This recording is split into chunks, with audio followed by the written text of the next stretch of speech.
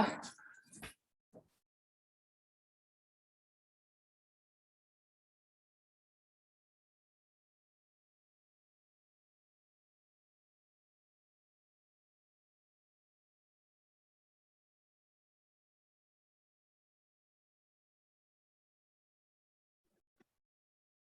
Hola, buenas tardes. Hola, buenas tardes. A ver, ahorita vamos viendo cómo vamos ingresando. Yo tuve un poquito de problema, la verdad, para ingresar. Entonces vamos a ver si no Sí, me creo que sale también tu audio. Sí, sí está raro. Ahorita sí ha estado así como medio inestable el internet. Por lo menos les estoy diciendo como de unas, no sé, como de una media hora para acá, por lo menos para mí. Entonces ahorita me costó un poquito de trabajo ingresar, como que iba a ingresar y me botó y otra vez, entonces está medio raro. De todos modos, si me llega a sacar la plataforma, digo, no hay problema, pues voy haciendo el intento de seguir ingresando sin mayor detalle, ¿no? A ver, denme unos segunditos ahorita. Déjenme checar, yo creo que igual es dispositivo. Voy a cambiarme y bueno, voy a intentar. A ver, nada más denme unos 2 minutitos y ya. Buenas tardes, Lick. Hola, buenas tardes. Espérenme, voy, es que si no, vamos a estar medio inestables. Espérenme tantito.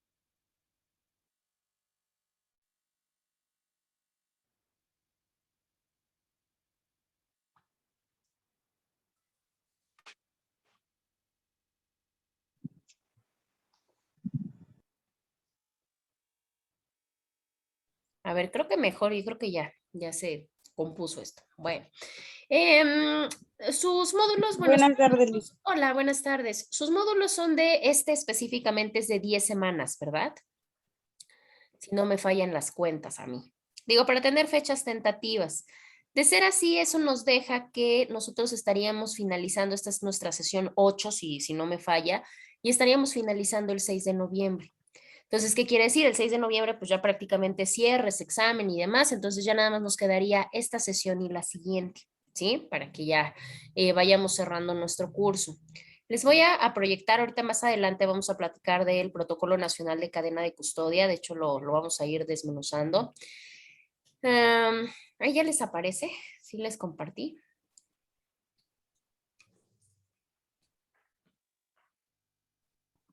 Ya. Si va, es que les digo que anda medio Sí, lento esto. No sé si es por la hora que también ya se empieza, siempre me ha pasado así, como que en estas sesiones se me empieza a trabar todo.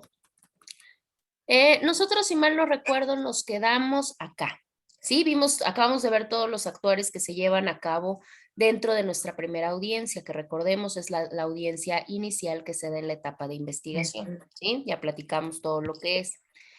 Haciendo un poquito de recuento, obviamente, de las figuras procesales que vimos, de los actos procesales que se desarrollan en la audiencia, tenemos la parte de la formulación de la imputación.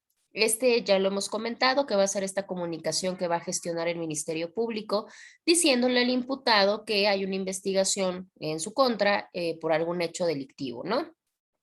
En este caso, lo importante de la formulación de imputación es porque se hace ya ante una autoridad jurisdiccional, o sea, ya se hace en presencia del juez de control, ya no solamente se queda con el Ministerio Público. Para que se pueda generar precisamente la siguiente figura, que es el auto de vinculación a proceso, decimos que eso se dice en la audiencia, pero pues claramente también se queda en escrito. El juez de control tiene que verificar la solicitud del Ministerio Público y ver si vincula o no vincula. ¿Qué requisitos se deben de reunir para poder vincular a proceso? Primero que nada, se tuvo que haber formulado la imputación. O sea, la imputación se tiene que haber ya formulado previamente a la vinculación, porque no pueden decretar que una persona va a ser sujetada a proceso si no sabe ni por qué. Otro de los requisitos es que se tiene que haber tenido, o en el caso del imputado, tuvo que haber tenido la oportunidad de declarar. Recordemos esta parte y se las pregunto porque lo vimos en sujetos procesales. ¿Cuándo puede declarar el imputado? ¿Cuándo lo puede hacer? Cuéntenme, recuerden un poco. En En la cualquier etapa parte de del proceso. imputación. Ahí está, ahí salió. En cualquier etapa del proceso. Recuerden que lo puede hacer en cualquiera. Y si él no decidiera hacerlo en alguna de las etapas, no pasa nada. Eso no quiere decir que le va a ocasionar algún problema o que se le va a generar algún conflicto. Sin en cambio, esta oportunidad se le tiene que brindar. Y si no, no se le puede vincular a proceso, porque pues no podemos vincularlo si no hemos tenido la oportunidad de escucharlo, en este caso el juez de control. Otro de los requisitos es que precisamente de todo lo investigado a través de los actos de investigación, a través de la recolección de indicios, que ahorita vamos a profundizar en eso, que ya expuso por demás el Ministerio Público, deben de existir los elementos necesarios para que precisamente se configure la conducta como delito, porque puede ser una conducta, pero si no es delito, pues tampoco hay seguimiento. Pero que la conducta sí sea un delito y que exista ya la posibilidad o la probabilidad de que la persona, en este caso el imputado, participó o en su defecto cometió la conducta, ¿sí? Ahora, en este caso también pueden pasar otras cosas, ¿no? Porque igual puede haber por lo menos un vestigio que puedan hacer suponer que verdaderamente hubo una participación del individuo, ¿sí? Y esto nos puede dar motivo a continuar una investigación. Y la otra, que no se actualice una causa de extinción de la acción penal o algún excluyente del delito. Esto ustedes ya son figuras que ya conocen, ya manejan, que forman parte de su teoría del delito, ¿no? Sus elementos negativos. Bueno, en dado caso que no concurra ninguna de estas circunstancias de la fracción número cuarta, en este caso sí se puede hacer la vinculación a proceso sin mayor problema. ¿Cuáles van a ser los efectos? Pues decimos, bueno, ajá, ya sabemos qué necesitamos para que se vincule, pero ¿qué es lo que me va a desembocar la vinculación a proceso? La vinculación a proceso va a generar precisamente ya establecer de una manera certera cuáles son los hechos delictivos a través de los cuales se va a generar todavía el proceso, ¿no? O sea, cómo vamos a ir agotando las demás etapas.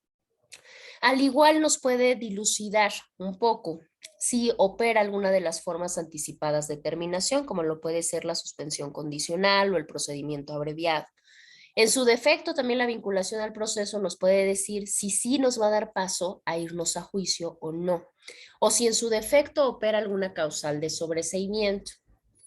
Paramos acá. ¿Recordarán qué es el sobreseimiento?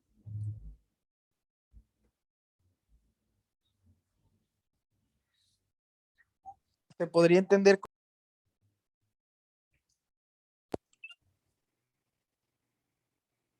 A ver, dinos, Jonathan. Comentaba que podría entenderse como el desechamiento del caso o por no cumplir con las características necesarias, simplemente se le da lo que se conoce como carpetazo o en la fiscalía se archiva. Exactamente. Ese es el efecto del sobreseimiento. Recordemos que el sobreseimiento es una figura que nos hace que el proceso termine, pero sin haber estudiado o sin haber entrado al estudio del fondo del asunto. O sea, probablemente la persona sí era responsable, sí se cometió la conducta, pero al operar una de estas causales, son 9 las que nos mandata el código, en este caso en automático se cierra, o sea, se acaba, como dice su compañero, ¿no? Coloquialmente lo conocemos como que se le da carpetazo, se le manda archivo y ahí queda el asunto, ¿no? Entonces ahí con la vinculación a proceso esto se puede hacer evidente. Ahora, decíamos que previo a la finalización de la audiencia inicial, nuestro juzgador, nuestro juez de control, nos iba a decir qué iba a pasar con el plazo de cierre de investigación. O sea, la investigación, recuerden que tenemos una fase complementaria. Bueno, este tiempo no crean que es ilimitado ni el que el Ministerio Público se le antoja. O sea, hay unas reglas. En este caso, si tenemos un delito, el delito tenga una penalidad de 2 años o menos, el plazo de investigación complementaria va a ser de máximo 2 meses. O sea que nos pueden dar, no sé, 15 días, un mes y medio, hasta 2, pero no más.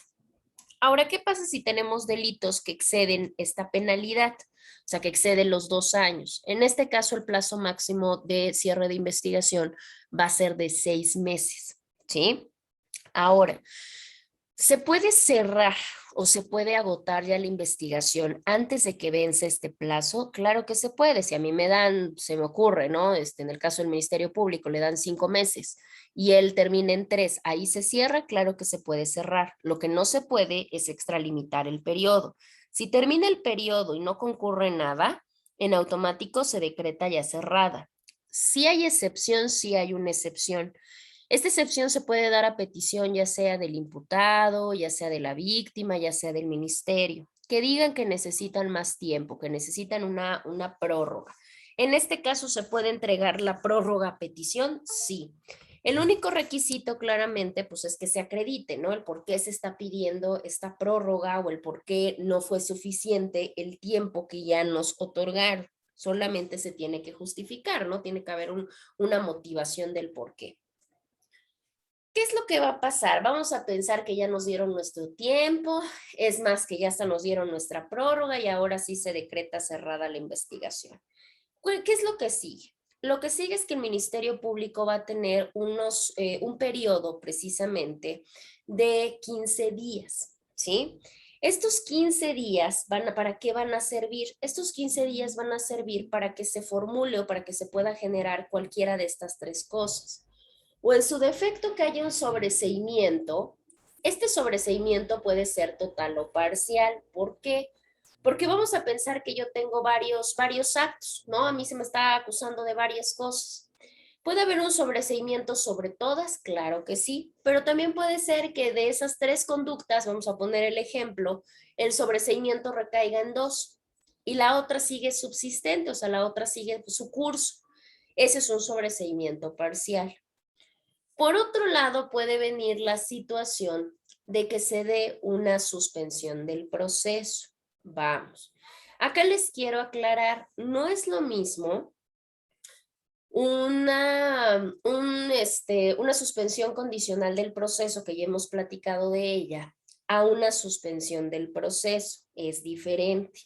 La suspensión condicional, recuerden que es una manera alterna de terminar un conflicto, ¿no? Una forma distinta que se tiene que dar cuando se estructura un plan, como un plan de reparación, como un plan de ciertas condiciones que el sujeto tiene que agotar para que no sea sometido a proceso. Ese es el efecto.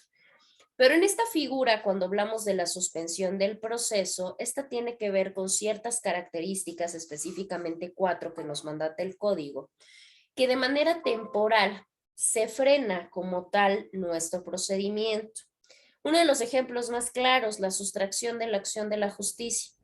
¿Qué pasa si la persona imputada se fuga? Pues en ese momento pues, se tiene que parar todo, pues, en lo que lo buscamos, en lo que lo detenemos, en lo que lo presentamos, porque si no, pues sobre qué va a poder seguir nuestro curso.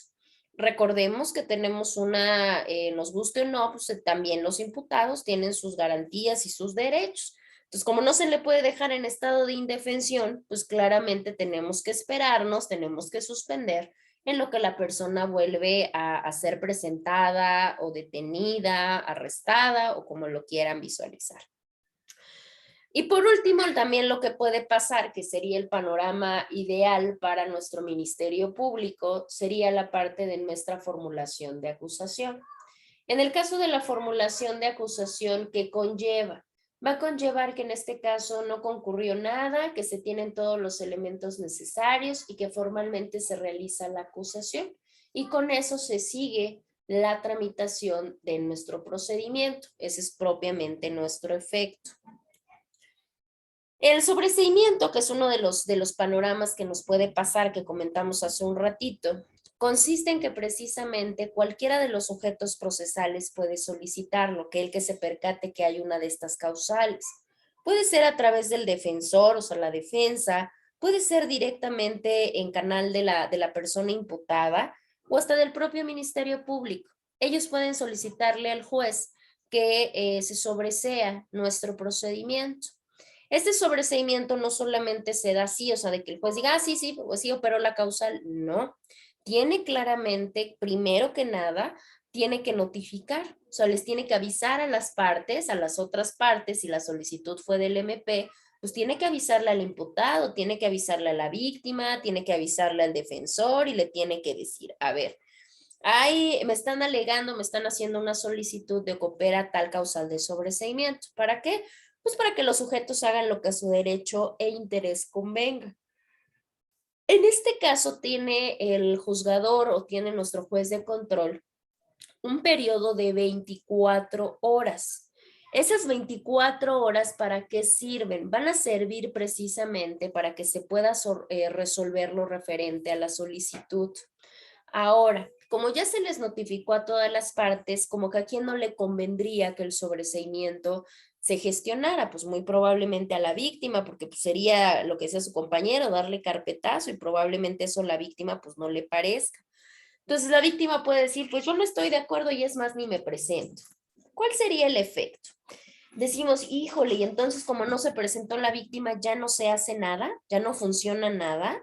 No, claro que no. En este caso, el hecho de que la víctima no esté presente, de que la víctima no comparezca, esto no gestiona absolutamente nada. No impide que de todos modos nuestro órgano jurisdiccional pues tome la resolución correspondiente.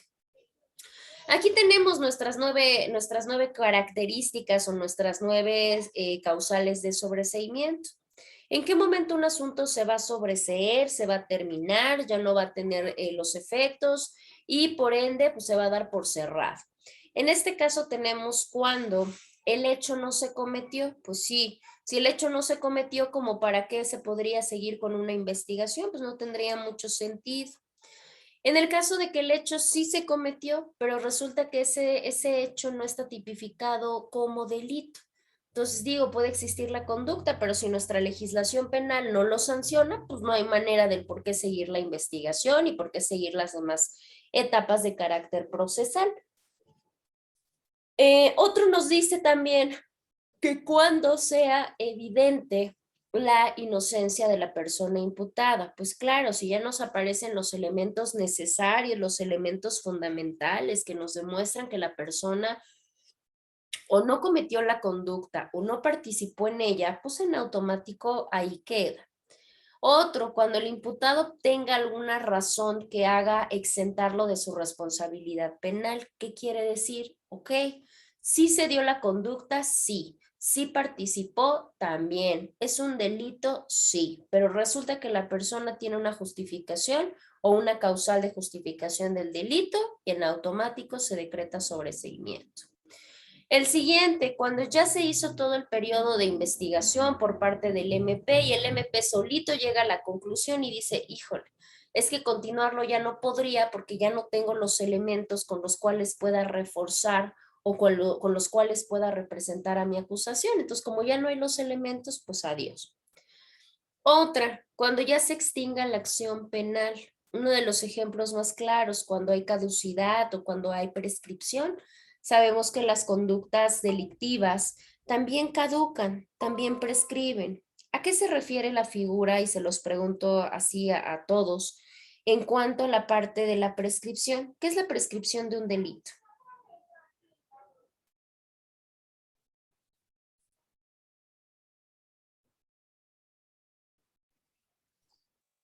Cuando, bueno, la prescripción del delito, pues, bueno, yo sé que podría ser por tiempo, ¿no? Exacto, muy bien.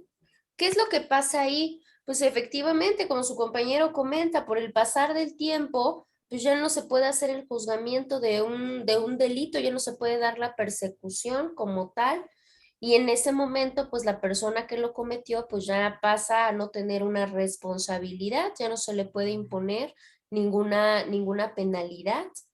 Y eso, bueno, pues es una situación. No todos los delitos prescriben, pues claramente no. Esto depende del tipo de delito que tengamos. La prescripción nos va indicando qué delitos van propiamente prescribiendo con el paso del tiempo.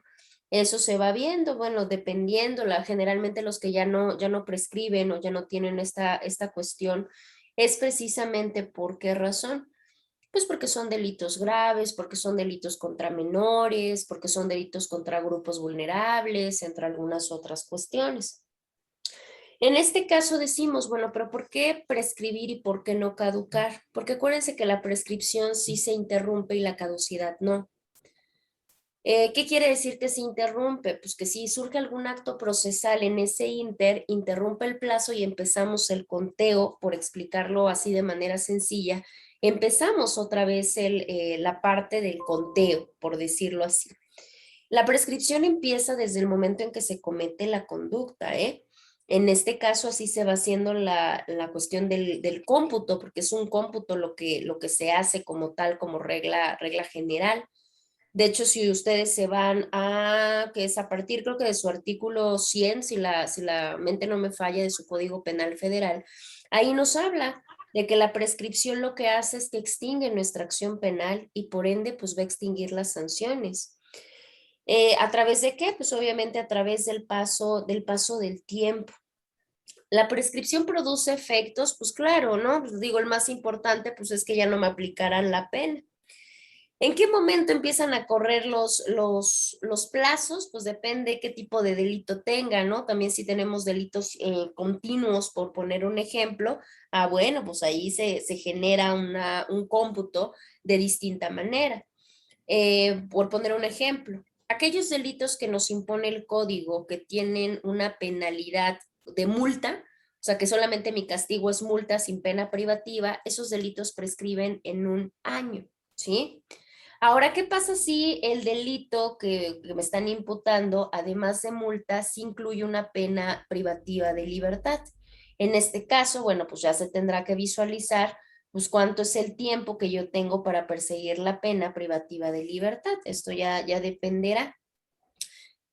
La regla general, o sea, así para ponerlo tal cual, nos habla de que la acción prescribe en un plazo igual al término medio aritmético de nuestra pena privativa de libertad, ¿sí? En este caso ponemos un ejemplo, ¿no? ¿Qué se les ocurre? Tenemos una cuestión de feminicidio, ¿no? Sabemos que el feminicidio se sanciona desde los 50 hasta los 60 años, ¿no? Sabemos que si la persona estaba en estado de gravidez, es una agravante y por tanto la penalidad ya no es de 50, sino ya es de 60. Pero vamos a pensar que el término medio aritmético general, pues es de 50 años, el término aritmético sería la mitad, que en este caso serían 25 años. Entonces, en este caso, ¿qué quiere decir? Que una persecución por un delito de feminicidio sería en automático en un término de 25 años. Algo que sí nos impone es que, o la regla que sí nos pone es que ninguna prescripción será menor a 3 años. O sea, todas las prescripciones van de 3 años para arriba. Esa es como la característica. Si tenemos estos delitos, digo, se los comento a grandes rasgos porque vaya, son figuras que probablemente ustedes ya abordaron, pero que es importante que las recordemos. En el caso, si tenemos, vamos a pensar un delito que de estos que nos imponen que se destituya, que se suspenda, que se inhabilite, ¿no? Como puede ser la cuestión profesional. En este caso, este tipo de acciones prescribirán en 2 años, suponiendo que a mí como prestadora de servicios tenga alguna conducta, vamos a pensar, como abogado patrono, si no se hace el seguimiento y si no se sanciona propiamente la conducta por millones de cosas, la prescripción será en 2 años. Esa será como digamos que el conteo en ese tipo de delitos. En el caso, ahí viene otra regla. ¿Qué pasa si la persona contra la que se comete el delito es una persona menor de edad? Aquí opera distinto. Dime, Jonathan. No, se activó sin querer el micrófono, disculpe. Ok. ¿Qué es lo que va a pasar? Porque digo, se da mucho, ¿no? Vamos a pensar que se habla de una violación de una menor de 12 años. Desde ahí empieza a contabilizar la prescripción. La realidad es que no. El cómputo empieza a partir de que la persona cumple la mayoría de edad. A partir de ahí se empieza a computar propiamente el asunto, ¿no?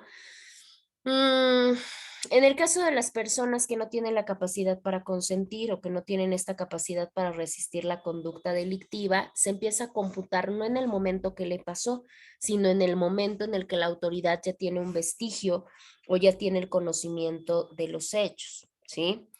En el caso, sobre todo en los delitos que tienen que ver contra el desarrollo psicosexual, en este caso, los que tienen que ver con la trata de personas que se hayan hecho contra víctimas menores de edad, ¿qué es lo que va a pasar? Va a pasar exactamente lo mismo. El cómputo de plazos empieza hasta la mayoría de edad. Ahí va. Hablábamos también cuando platicamos de la figura de concurso de delitos. ¿Qué pasa si yo tengo un concurso de delitos? ¿Cómo opera ahí mi prescripción? En este caso, lo que se va a hacer es que el tiempo que se toma es el tiempo de prescripción del delito que tiene una mayor penalidad. Si yo tengo, no sé, daño a propiedad ajena, si tengo lesiones, si tengo homicidio, ¿cuál es el delito de mayor penalidad? Pues el homicidio. Entonces, ese es el que yo voy a tomar como referente para que la conducta prescriba. Pues sí, porque si tomáramos cualquiera o el de menor penalidad, pues imagínense, ¿no? Las prescripciones serían unas vías o unas alternativas de salida muy sencillas, muy fáciles. Y eso es así como cosas a grandes rasgos que les puedo comentar acerca precisamente de la figura de la prescripción. Si gustan leerlo con más calma, son como 15, 16 artículos. Sí, a partir del artículo 100, a partir de ahí para abajo nos habla de todas las peculiaridades de prescripción. Bueno, pues estos son ejemplos precisamente de la extinción de la acción penal. Esos pueden pasar o pueden concurrir y esto va a operar en que se dé un sobreseimiento. ¿Por qué? Pues porque ya se venció el plazo o ya se venció el término. Puede surgir también otro supuesto, que se cree una nueva ley o que se cree una reforma posterior a la comisión del delito que en ese momento lo derogue, o sea, una conducta que era típica ahora ya no lo es y en automático se decreta sobreseimiento. Vamos a pensar, si en este momento yo soy denunciada, pues se me ocurre por aborto, porque en el caso de nosotros sigue siendo penalizado, pero resulta que en ese momento en que se está llevando a cabo la investigación, resulta que sale una nueva reforma en la que dice que también en Puebla se va a despenalizar el aborto. En automático, ¿qué quiere decir? Pues ya no se puede seguir la causa penal y por tanto el Ministerio Público va a decretar sobreseimiento. Otra, que el hecho de que estamos tratando ya haya sido materia de otro proceso penal, ¿no? En el cual ya tengamos una sentencia firme. Pues claro, ¿bajo qué supuesto se puede defender esta parte? Este supuesto va enfocado en cuanto a que recordemos que no podemos ser juzgados dos veces por el mismo delito. Por eso obedece como esta característica. Y en el caso del último, la muerte del imputado. O sea, en este caso sí puede haber una responsabilidad, o sea, la responsabilidad sí puede ser cierta, sí, pero al final de cuentas, si la persona ya falleció, pues sobre quién va la responsabilidad, pues la realidad es que no hay una responsabilidad o un procedimiento contra el cual seguir. Estas causales provocan precisamente la figura del sobreseimiento. Y hace un rato decíamos que también puede pasar otra cosa, también puede pasar que se nos diga que se va a suspender el proceso. El juez de control lo puede decretar, sí, cuando concurran ciertas circunstancias. Les comenté hace rato la primera, si la persona se sustrae, si la persona se fuga, pues obviamente yo no puedo continuar el proceso o el procedimiento. Cuando se descubra que el delito necesita otro tipo de requisitos previos a seguir con el proceso, primero pues, se suspende, se satisfacen ese tipo de requisitos y posteriormente se continúa el proceso. Y la última, ¿no? Que puede llegar a suceder que nuestro imputado adquiera o tenga en este desarrollo algún tipo de trastorno mental, claramente temporal. ¿Y por qué decimos temporal? Porque si ya es un trastorno definitivo, pues entonces ahí ya recordemos que la persona es inimputable y entonces pues ya no habría mucho sentido. Pero suponiendo que sea un trastorno de carácter temporal. Bueno, pues en el inter que se resuelve esa problemática del trastorno, pues también el procedimiento tiene que quedar suspendido para efectos de no dejar en estado de indefensión en esta parte, pues al imputado. Bueno. ¿Hasta acá tenemos alguna duda o tenemos alguna pregunta? No, Lick. No, perfecto. Espérame tantito. No, Lick, gracias. Muy bien. Bueno. Vamos a seguimos dentro de nuestra etapa de investigación. En la etapa de investigación, la prueba o el indicios es de suma relevancia. En este caso podemos tener una investigación desformalizada con detenido. ¿Qué quiere decir? Pues obviamente cuando la persona tiene el conocimiento. Cuando inicia con detenido, pues generalmente es una investigación abierta. ¿Por qué? Pues porque estos sujetos o estas personas que están detenidas, se les tiene que avisar el por qué surgió su detención, ¿no? Y por ende, pues bueno, cómo se le va a imputar dentro de este plazo que se le tiene retenido. Ya de ahí, pues el resultado, ¿cuál va a ser? La persona se va a encontrar detenida en lo que se comienzan los actos de investigación. Ya de ahí, pues recordemos que en este plazo ya se genera la propia situación de imputación o hasta el Ministerio Público puede tomar la decisión de alguna manera desistirse.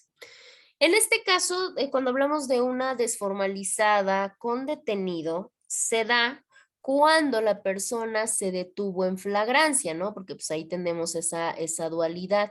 En este caso, la autoridad que realice la captura, la detención, tiene forzosamente que poner a la persona bajo la responsabilidad, bajo la tutela del Ministerio Público.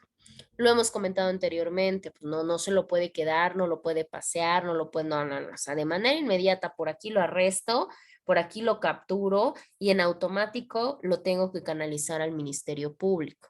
Y ya él, pues, procederá porque no es tan sencillo, no solamente es de aquí está el detenido, adiós, no. Claramente es todo un papeleo, es todo un trámite. Y ese trámite es el registro de la detención, que es un trámite un poquito tedioso. Bueno, pues ya ahí se tiene que proceder a esta cuestión del registro, pues para que todo quede sentado. Esto obedeciendo a lo que nos dice nuestro artículo 16 con estos actos de molestia o con estos actos también de privación. Ya bajo esa situación, por eso decimos que la persona tiene que ser puesta de manera inmediata ante la tutela del ministerio. ¿Quiénes son los primeros o los que ejecutan propiamente la parte de detenciones? Pues los policías. Los policías en sus diferentes ramos o en sus diferentes niveles. Bueno, pues aún así ya detenido el sujeto se le tiene que canalizar de manera inmediata. Ahí ya lo comentamos, ¿no? ¿Qué es lo primero? Lo primero que va a hacer el Ministerio Público. El Ministerio Público también tiene la obligación de verificar la legalidad de la detención. En este caso, ¿qué es lo que pasaría si no se justifica? O sea, si hay vestigios en los cuales la persona fue detenida de manera ilegal, pues lo que procedería sería dejarlo en libertad. Eso no quiere decir que ya la persona ya no se le haga nada, ¿no? Por supuesto que sí, solamente que el procedimiento continúa y la persona pues no se encuentra detenida. En este caso, bueno, también el funcionario se tiene que cerciorar que todos estos derechos se le hayan hecho saber a esta persona en el momento de su captura y en caso contrario, pues se tendría que generar lo que ya comentamos. Pero no es el único tipo de investigación desformalizada, también tenemos una investigación desformalizada sin detenido. ¿Qué quiere decir sin detenido? Pues en este caso implica que la persona, que el imputado, no tiene idea, o sea, no tiene conocimiento de qué es lo que pasa. Este caso en especial o este supuesto se da mucho cuando ya se presentó una denuncia o cuando ya se presentó una querella, ¿no? Ya sea ante cualquiera de los dos, puede ser hasta un policía o puede ser un ministerio público. Y en este caso, pues están dando motivos a una investigación.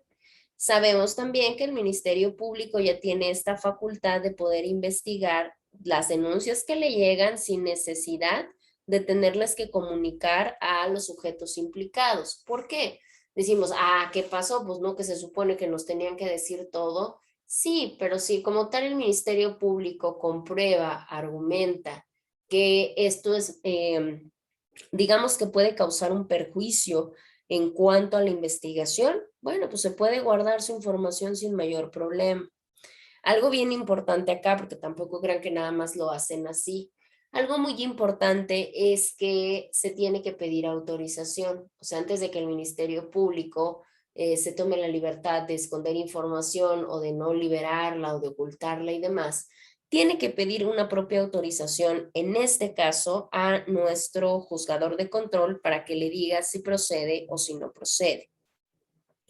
Tenemos también una fase de investigación ya formal, ya formalizada. En este caso, sí, con el conocimiento del imputado. Como ya es formal, el imputado ya tiene que tener toda la información. Y ya en ese momento, la regla general es que va a haber un descubrimiento probatorio. ¿Qué quiere decir la parte de descubrimiento? Que efectivamente la investigación va a ser abierta, salvo que tengamos, no sé, menores de edad o cosillas así, sería el mecanismo, sería la forma de una excepción a tener esta investigación de carácter abierto. ¿Y a qué se refiere cuando decimos, ay, esta es una investigación abierta? Quiere decir que se comparten qué hechos son los acusados como delito y también se le dice a la persona cuáles son los que se le están imputando en la audiencia, en este caso en la audiencia inicial. Y de hecho, toda aquella información que se encuentre en las carpetas, en la carpeta de investigación, toda esa información tiene que ser pasada, o sea, tiene que ser canalizada con la parte de nuestra defensa, porque si no, pues imagínense cómo va a ser él su trabajo si no tiene las herramientas. Si en esta fase, por alguna razón, el Ministerio Público así lo llegase a solicitar, el juzgador de control puede autorizar. ¿En qué radica la autorización? Pues la autorización es que precisamente ahí es donde ingresan nuestros actos que requieren autorización o los que no lo requieren. ¿Para qué? Pues obviamente para decirle, a ver, voy a generar un ejemplo muy claro. Un acto de investigación que es precisamente una intervención de comunicación privada. Pero la realidad es que yo no le voy a decir o no quiero que se le diga al imputado porque si no, pues esto puede entorpecer mi investigación. ¿Se puede y se vale? Por supuesto que se puede y se vale.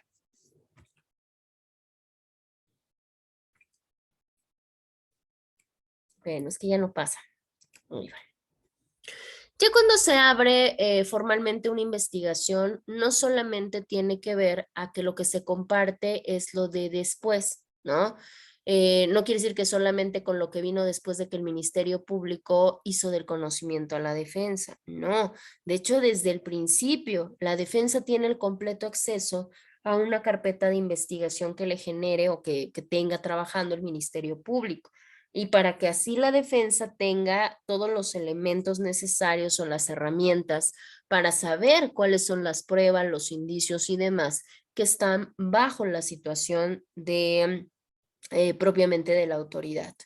Esta figura del descubrimiento probatorio o esta figura de que nos tenemos que decir en qué pruebas andamos, qué hemos encontrado, esta figura es una figura de carácter anglosajón, o sea, es una figura de un derecho comparativo del sistema del common law y viene desde la parte de discovery, ¿no? De la parte de descubrir, de descubrirse y de descubrirse ante el otro, en este caso ante la propia oposición. Dentro de esta parte en la cual se tiene que hacer el descubrimiento probatorio, tenemos diferentes tipos de pruebas. Ustedes ya lo saben, yo creo que ya han trabajado, cuántas pruebas hay, cómo se hacen, qué son, qué incluyen y demás. Pero entre todas esas pruebas vamos a encontrar unas pruebas que se denominan pruebas preconstituidas. En el caso de las pruebas preconstituidas son aquellas pruebas que se llevan a cabo antes de la etapa procesal de pruebas, ¿no? O sea, antes de que se presente el desahogo, estas se dan con anterioridad. Y eso no quiere decir que no sirva, eso quiere decir que forzosamente se puede generar de esa manera. ¿Hay problema? No hay problema. Vamos a poner un ejemplo muy claro porque es uno de los que recurrentemente se ve. Ah, sí, Alberto, no te preocupes. Les digo que sí, de momento anda así el Zoom un poquito interesante en cuanto a, anda quisquilloso. Y les digo que es general, a mí me pasó también desde la mañana, pero pensé que era por el dispositivo, pero no, ya me di cuenta que es general, así que no se preocupen. En el caso de las Sí, pruebas sí, gracias, Alex. preconstituidas. ¿Mande? ¿Alguien habló? No, ¿verdad? Bueno. Una de las más recurrentes, las pruebas de alcoholemia, ¿no? Por poner un ejemplo. Si nosotros decimos, por poner una evidencia, que hay una persona que atropelló a otro sujeto bajo el influjo de alcohol, no me voy a esperar 2 meses en lo que se da mi etapa de juicio oral, o 2 o 3 o 4, para poder hacer la prueba, porque si yo la hago en ese momento, pues ya no va a haber vestigio, ya no va a quedar nada. Sin en cambio, si yo la hago ahorita, pues yo las tengo previas, yo las tengo ahí preparadas con antelación, y ya cuando llegue el momento, pues voy a evidenciar los resultados. Esa es una prueba preconstituida que no se da en el momento procesal idóneo que solicita nuestro sistema. Simple y sencillamente, pues por inmediatez, se hace precisamente en el momento y se resguardan los resultados. ¿Se puede? Claro que sí, porque si no, bueno, generaríamos ahí un conflicto. Otro ejemplo, en el caso vamos a pensar, no sé, en un tipo penal de violación. Pues yo no puedo esperarme a hacerle las muestras ginecológicas por parte hasta del médico legista en 2, 3 meses que lleguemos a la etapa de juicio, no, porque entonces tampoco va a haber vestigio, tampoco va a haber algún indicio que nos pueda demostrar algo. Entonces esto saldría contraproducente. Entonces mejor lo hacemos desde ahorita y aunque presenten los resultados después. Esa es la prueba preconstituida. Acá tenemos en el caso lo que les decía, los test de alcoholemia, las descripciones del lugar, el reconocimiento.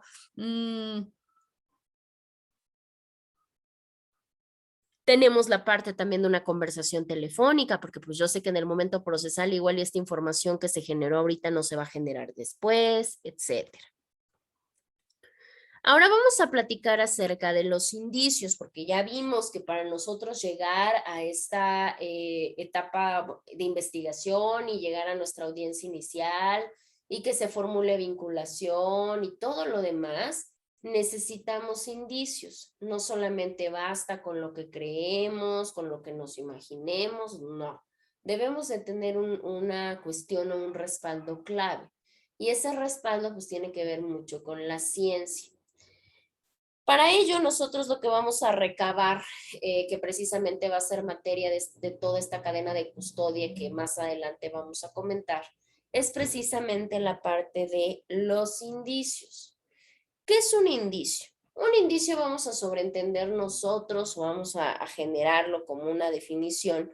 Van a ser todos aquellos objetos, todas aquellas marcas, todos aquellos productos, etcétera, que precisamente están relacionados con una conducta delictiva, probablemente delictiva. Podrían decir, pero ¿cómo probablemente? Pues sí, porque no lo sabemos. Muchas de las veces ni siquiera tiene que ver con ciertas cosas. Entonces, ¿tiene que ver de manera directa con la actividad? Sí. Hasta acá no sabemos si es un delito, todavía no, porque apenas precisamente por eso estoy investigando y precisamente por eso estoy viendo mis vestigios. Entonces, hasta ahorita todavía no hay nada. El estudio de este tipo de indicios es sumamente importante y sobre todo que se genere de una manera correcta. ¿Por qué razón? Porque precisamente nos pueden ayudar a dilucidarnos quién es la persona que pudo haber cometido la conducta, o hasta nos pueden ayudar a identificar a la víctima, los propios vestigios, porque desgraciadamente recordemos que cuántas personas pues no tienen pareja, no tienen pareja,